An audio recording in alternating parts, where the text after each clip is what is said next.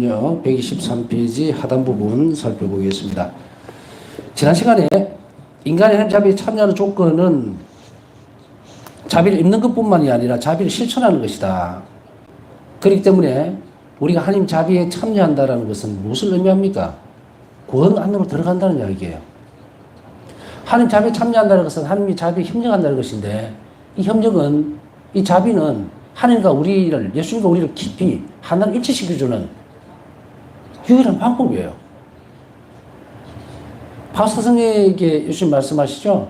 인간이라는 존재와 하느님인 당신 자신의 존재 사이에는 건널 수 없는 엄청난, 상상할 수도 없는 깊이가 있는 거예요. 그래서 도저히 못 가요. 그럼에도 불구하고 그 간격을 메울 수 있는 유일한 것이 뭡니까? 자비인 거예요.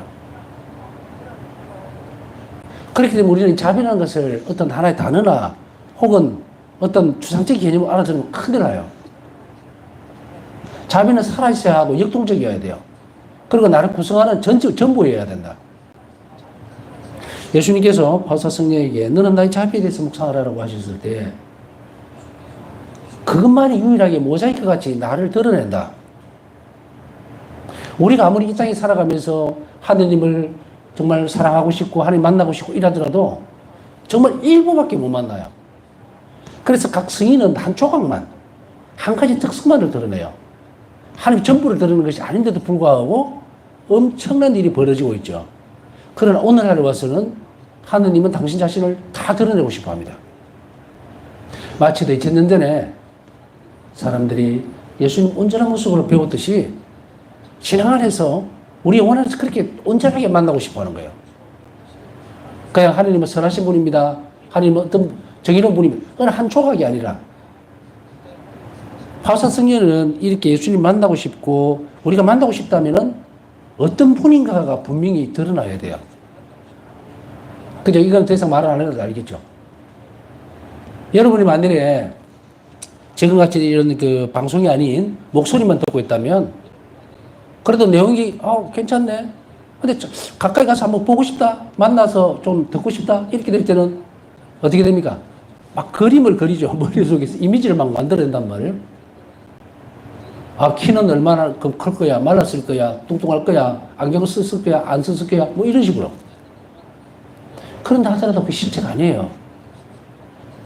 바울사 성령은 하나님 있는 그대로 인간 존재가 감히 그렇게 될 수는 없다 하더라도 인간 존재 자체가 하나님으로 변화가 되어버리면 가능한 문제거든요. 그러니까 이거를 정체성사 신비화와 더불어서 움직이기 시작하는데 바울사 성령은 이 일을 위해서 초기에 수도 생활에서 쭉 계속해서 모든 교회의 자산을 다 끌어와서 해도 안 드러나는 거예요.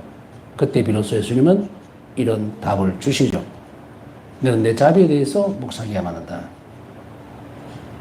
그 자비 신비 안에서만 내가 드러난다. 그래서 그 말씀을 그렇게 표현하시죠. 모자이크 같이 이렇게 돼서 딱 형태가 드러난다. 놀라운 일입니다. 여러분들이 모자이크는 어떤 것을 의미하는지 아시죠? 그죠? 요즘은 잘 보이지는 않습니다만은 큰 성당 같은 데 가면 이제 모자이크를 해놓은 그림들을, 그러니까 유리창에 스테인드 글라스로 그러죠? 볼 수가 있죠? 보면은 한 조각만 보면 그 뭔지 아무도 모릅니다. 근데 멀리서 이렇게 보면 형체가 확 드러나죠. 뚜렷하게. 그걸 얘기하는 거거든요. 그런데 그렇게 당신 자신이 인간의 영혼 안에서 드러내주기 위해서는 무엇이 필요하냐면 자비만이 유일한 방법인 거예요.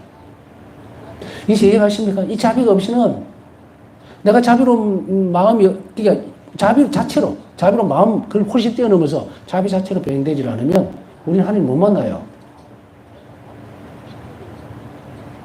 엄청난 신념이 있어서 못 건너. 하나님과 동질성, 본성을 같이, 하나님 본성 자체 안으로 들어가 줘야 되는데 이게 안 돼요. 그 영성체만 잘하고 뭐 회개만 잘한다고 되는 문제도 아니고 신앙생활 열심히 한다고 되는 문제도 아니에요. 그러면 어떤 사람들이 아이고 신앙생활을 가르치는데 교회가 가르치는데 열심히 살면 안 됩니까? 라고 했을 때 그 신학적 내용을 말해라 보라 그러면 기껏 해봤자 무슨 성령기도회 무슨 쿠르실료 그거 다 합쳐봐야 아무것도 없어요. 안에 그 모든 것들이 전부 다 집약되어서 가는 곳이 있단 말이죠. 그리로 가야 돼요. 신앙생활을 열심히 하면서도 하나님을 만나지 못한다면 말짱 확이잖아. 토마스 아퀴나스 성인의 성체 참여가 보세요. 왜 성체 앞에 아키라 성인이 그렇게 꿇앉아서 경배를 드리고 뵙고 싶었을까? 지금은 희미하게라도 신앙 안에서 만날 수 있다는 것 알고 있기 때문에, 또 만났기 때문에 그러죠? 그래, 그때가 되면 이 베일이 벗겨지고 그냥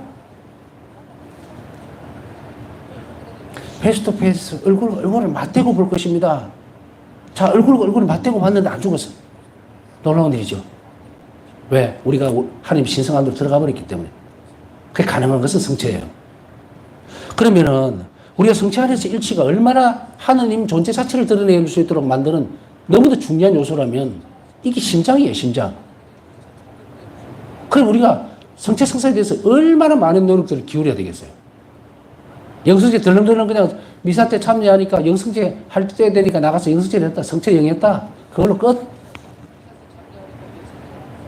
그 다음 단계로 그 영혼은 절대로 성장 못합니다. 그럼 무슨 방법이 있을까? 찾아야 되겠죠.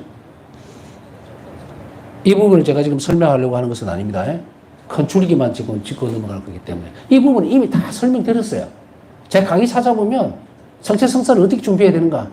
미사 전에 준비를 어떻게 해야 되고 성체를 위해서 내가 무엇을 하루를 어떻게 살아야 되는가? 그리고 내가 자비로운 일들 모든 일들을 그 자리에서 보상을 받는 게 아니라 영성체 때 받는다는 얘기도 분명히 해드렸죠. 그래서 제가 제 강의를 하나하나 짚어서 올라가야 제가 이것도 꺼내고 저것도 꺼내고 막 이러기 때문에 꼬리 따라보고 머리 따라보면 절대로 못 알아듣습니다. 저도 강의를 계획적으로 하는 사람이에요. 계획적으로. 쭉 강의 가다가 이 책 스톱하고 교리를 좀 가르쳐야 되겠다 싶으면 그 교리를 쭉 가르쳤어요. 그래서 사실은 이제 자비가 풍성하신 하나님 같은 경우는 그 교리 수준이에요, 교리. 그걸 왜 중간에 넣었을까? 이래가 안 되겠다. 이게 발판이 하나가 없으니까 이 턱이 높아서 못 넘어오는 거예요. 그래서 그렇게 넣어놨기 때문에 잘 살펴봐야 됩니다.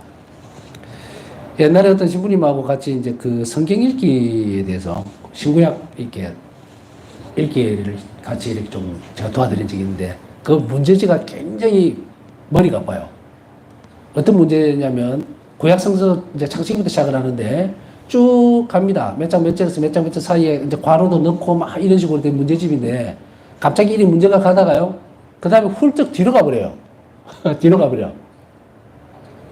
그러면은 뒤로 돌아가서 그걸 다시 읽어야 돼요. 왜 그렇게 해놨을까요? 건너뛰지 말라는 거예요. 문제 보고 막 뒤져가면서 하지 말라고. 저는 아직도 그 생각을 하면서 참 조직적으로 잘 짜여졌는데 너무 어려우니까 사람들이 안 하는 것도 있어요.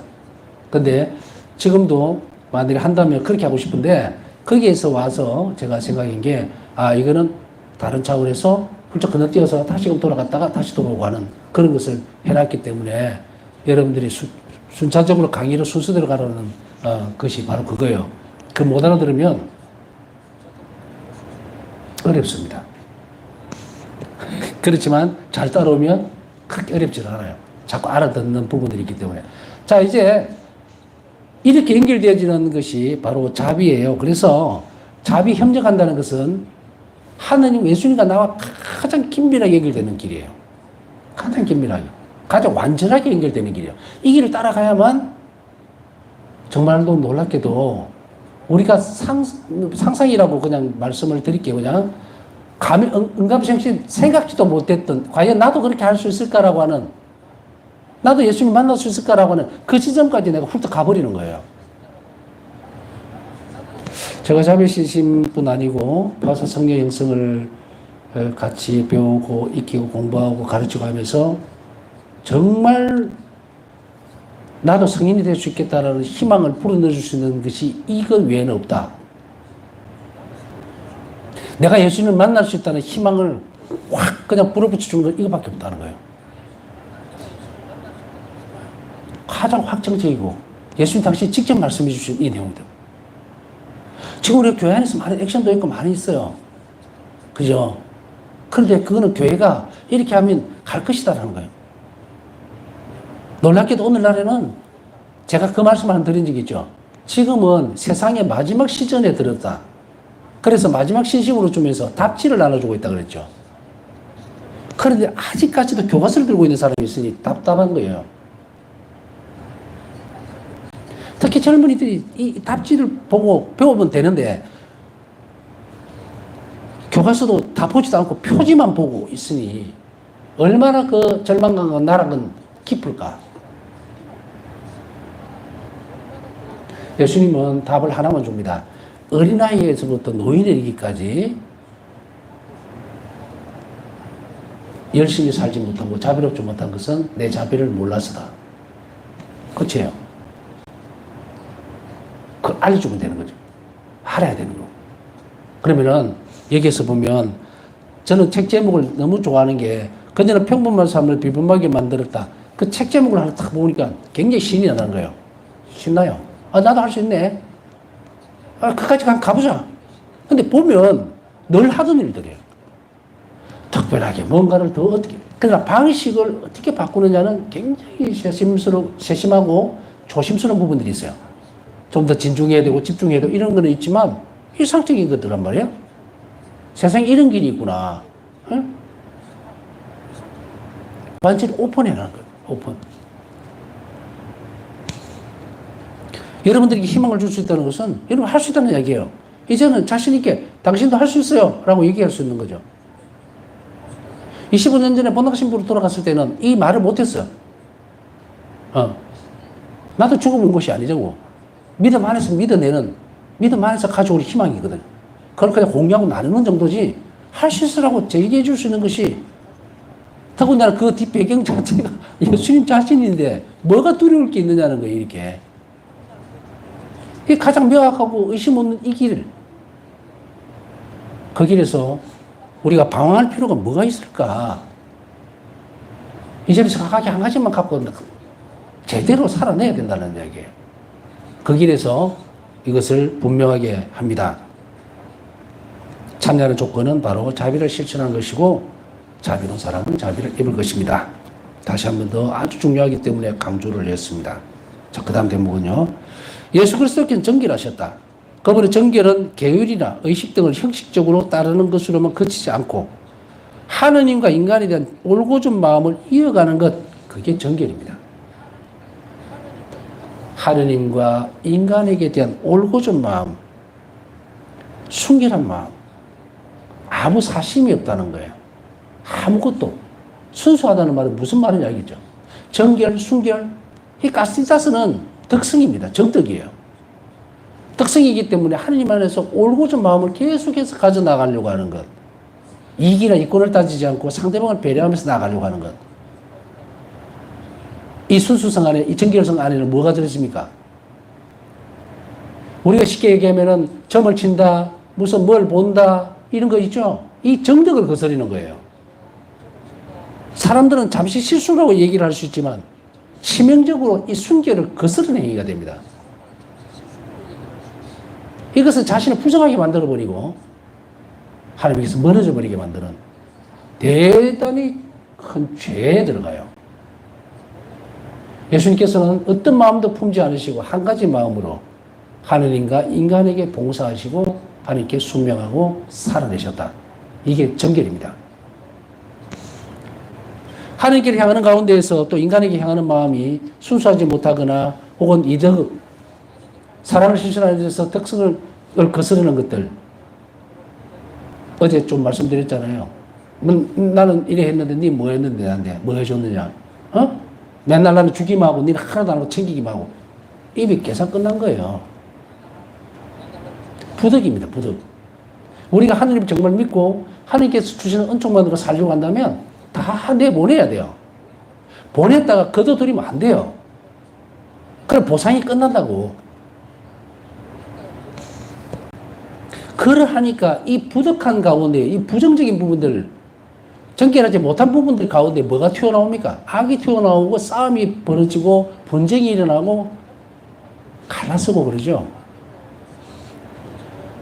우리는 이것을 순수성이라고 얘기를 하지 않습니다. 왜냐하면 이 정결의 덕은 하나님에게서 오는 것이기 때문에. 자, 그럼 우리는 어떻게 살아내야 될 것인가? 내가 조심한다고 해서 될 건가? 아니면 어떤 부분들에서 인간은 이런 것을 계속 이런 부분들을 챙겨 나갈 수가 없어요. 구약을 한번 보세요. 하나님께서 그만큼 많은 은총으로 백성들을 축복해 주셨는데 불구하고 또 돌아서면 또 엉뚱한 짓을 하고, 이집트에서 불러내서 광야에서 보세요. 모세가 10개 가지고 올라가니까 밑에서 난장판을 버리죠. 황금 송아지를 만들어가지고 막 엉뚱한 짓을 버리고, 이게 불경이죠. 이게 단순한 불경이 아니에요. 부덕. 부정이라는 말이에요. 불순결이잖아. 그러면은 이 부분에 있어서 어떤 것이 개입이 됐겠어요? 인간의 힘으로는 조금만 빈틈만 벌리면 이렇게 벌어지는 거예요. 하나님 엄청히 협력하려고 하는 인간의 이 추진력이 없다. 상실되어 버려서 그래요. 이제 오늘날에 이제 예수님은 신약에 와서 하나님께서 오실 수밖에 없는 것은 이제 은총의 시대가 시작되고요. 은총의 시대가 시작됐다는 것은 성체성사로 예수님께서 우리 안에 오심으로 인해서 하나님께서 베푸신 은총에 인간이 협력할 수 있도록 영적으로 육적으로 힘을 주시는 거예요. 이거 능력이라는 표현도 써도 뭐 크게 어긋난 것은 없지만, 그러나 하나님이 사시면서 하신 활동이라고 보는 것이 더 나을 거예요. 하나님께서 역사하시는 것. 자, 이렇게. 자, 그래서 이 올곧은 마음을 이어가는 것이 바로 이것이었고, 바울사 성령에게서 보면 여기에서 한 대목이 나옵니다. 그럼 인간에게는 이런 부분들이 늘 부족합니다. 신약에 들어와서 이런 부분이 있다 하더라도 인간은 정결을 거스르는 법을 수도 없이 저지릅니다. 아까 얘기했듯이 눈으로 죄를 짓고, 입으로 죄를 짓고, 마음으로 죄를 짓고, 이 전부 다 뭐예요? 정결을 거스르는 거예요. 단지 내가 손에 흙을 묻히는가, 연탄에 손을 대서 시커멓게 뭔가 묻는다, 이런 것들을 떠나서 훨씬 더 앞서서 올곧지 못한 생각과 올곧지 못한 마음들이 바로 뭐가 됩니까? 정결의 덕을 거슬러 버리는 거예요. 그러면 이거 무슨 문제가 생길까? 이 가스자스는 정덕이 말 그대로 지금 여기서 그걸 가지고 동정성의 문제나 이런 걸 가고 싶지는 않고, 일단 우리가 전통적으로 얘기하고 있는 정덕에 닦아 나가야 되는 그 부분들에 있어서 우리가 어느 정도 이해를 하고 있어요. 왜냐하면 우리의 그 선조들, 물론 또 이게 맞다 혹은 좋은 일이었다라고 볼 수는 없겠지만, 그래 적어도 우리가 보면 정계를 지키고 그 다음에 연료비를 세우고 이런 부분들이 있죠. 유교적으로도. 그것이 저는 다 맞다고 생각하지 않아요. 그런 일부는 맞다는 이야기예요. 자신을 잘 지키고 보존하는 것, 이런 측면에서는. 그 한 부분만 그렇다는 거예요. 나머지 부정적인 부분들은 좀 많죠. 그까지 지금 다루고자 하는 것은 아니고. 여하튼 이 부분에 있어서 어떤 문제들이 생길까? 이 정결의 덕을 거스르게 되게 되면 하나님과 나와의 통교가 끊어져 버려요.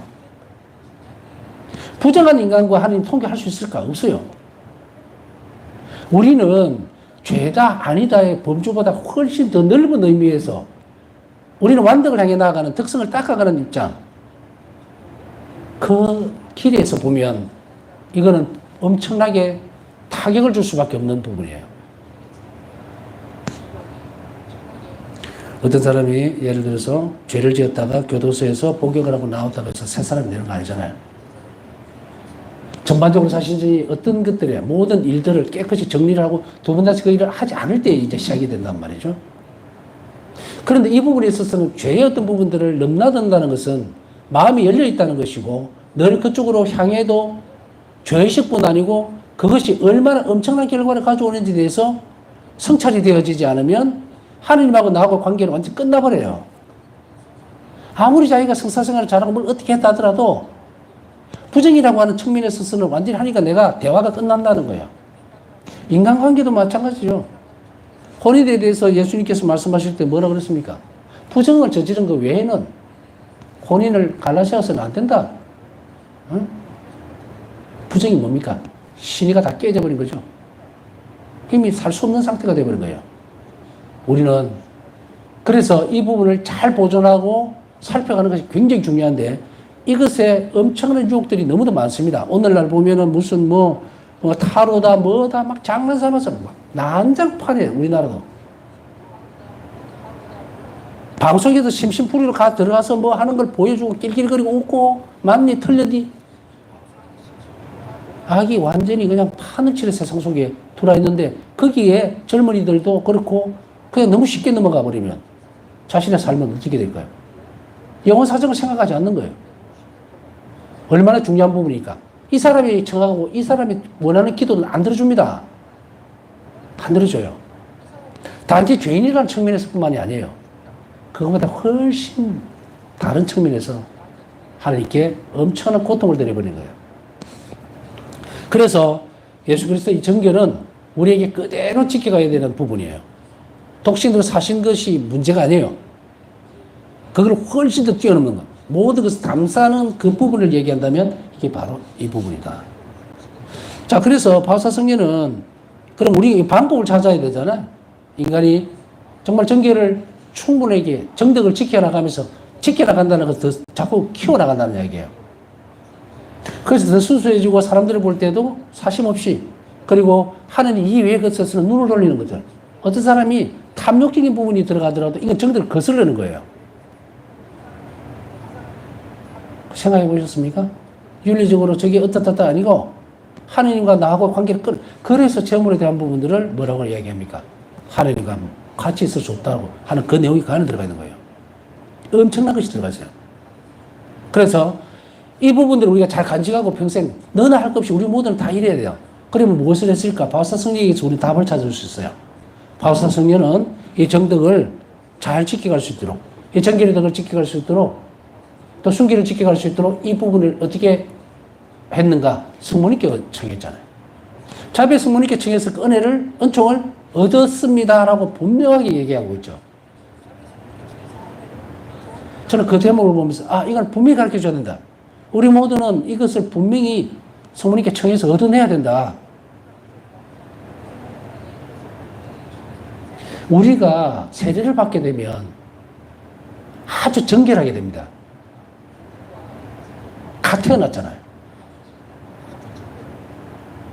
이것이 하느님과 나와의 만날 수 있는 부분이에요.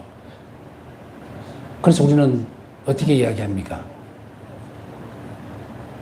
모든 부분들에 있어서 사람이 태어날 때에 어떤 하느님과 나와의 관계에 있어서 가장 갓 태어났을 때의 어떤 순간, 그 순간은 아무것도 없어요.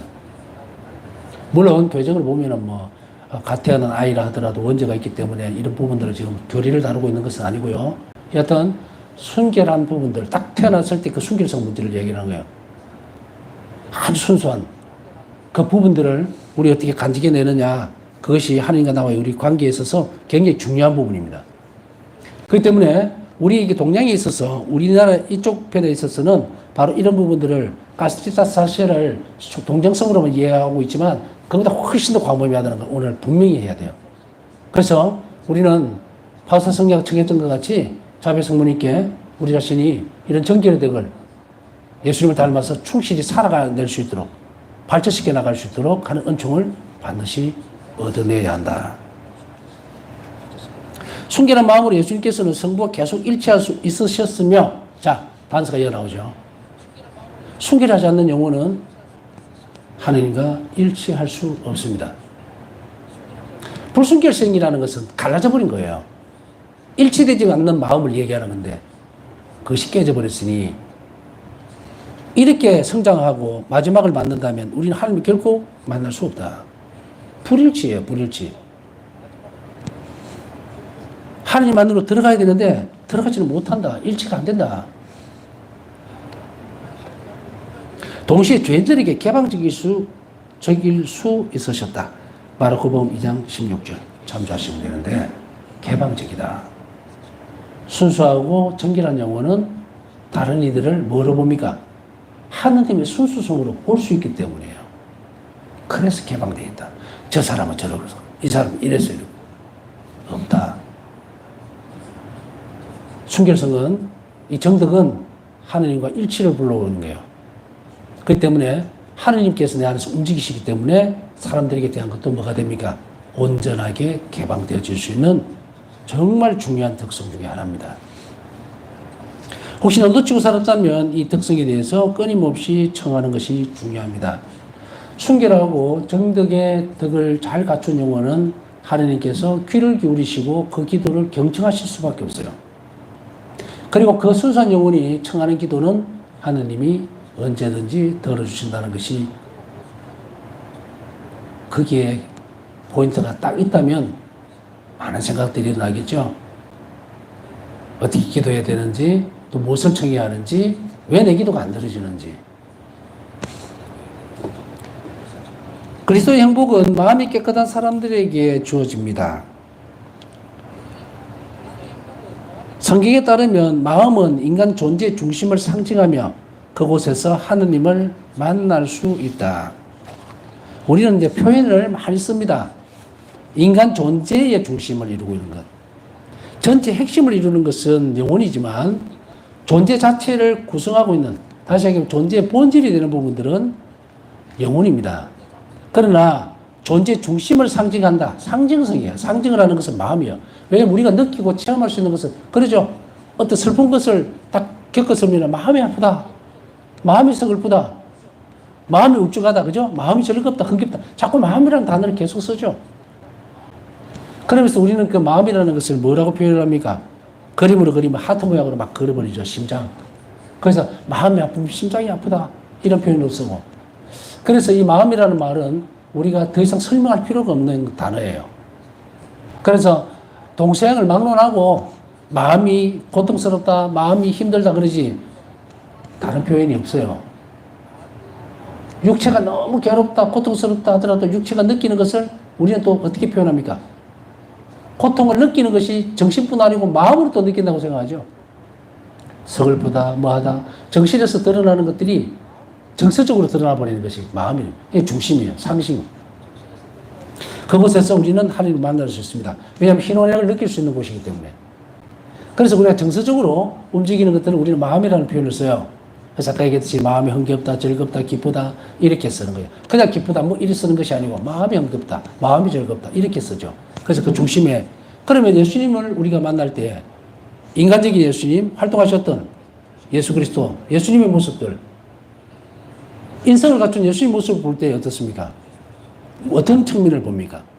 죄인들을 향해 다가갔을 때 슬퍼하셨다, 처근한 마음이 드셨다, 이걸 보죠. 예수님도 인성을 가지셨을 때 그 중심의 마음의 상태들을 드러냅니다. 그거를 우리가 복음을 옮겨갖고, 옮긴 복음은 우리의 공감대를 형성하죠.